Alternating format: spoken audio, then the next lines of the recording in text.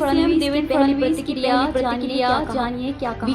BJP ने deputy CM Devendra Fadnavis को नागपुर दक्षिण पश्चिम सीट से टिकट दिया है। प्रत्याशियों की लिस्ट की घोषणा के बाद देवेंद्र फडणवीस की पहली प्रतिक्रिया आई है। फडणवीस ने कहा कि भारतीय जनता पार्टी ने मुझे 6ठी बार विधानसभा चुनाव में मौका दिया।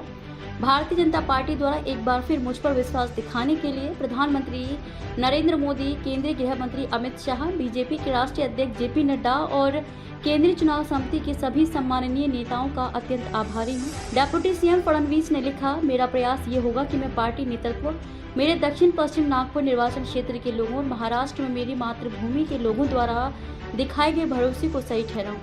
उन्होंने अन्य प्रत्याशियों को भी शुभकामनाएं दी हैं। देवेंद्र फडणवीस ने आगे लिखा, बीजेपी की पहली सूची में मेरे अलावा 98 अन्य उम्मीदवारों की घोषणा की गई है, जिनमें हमारे प्रदेश अध्यक्ष चंद्रशेखर बावनकुले भी शामिल हैं।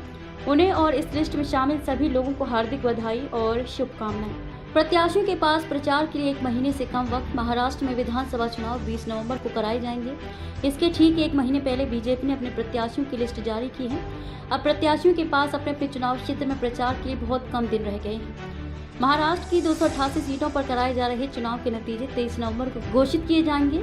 देवेंद्र फडणवीस 2009 से ही नागपुर दक्षिण पश्चिम सीट से चुनाव जीतते आ रहे हैं। बीजेपी ने 2019 का चुनाव देवेंद्र फडणवीस के नेतृत्व में लड़ा था। बीजेपी ने 105 सीटें जीती थी और अविभाजित शिवसेना के साथ इसका गठबंधन था। इस बार एकनाथ शिंदे गुट की शिवसेना और अजित पवार के एनसीपी के साथ मिलकर ये चुनाव लड़ रही है।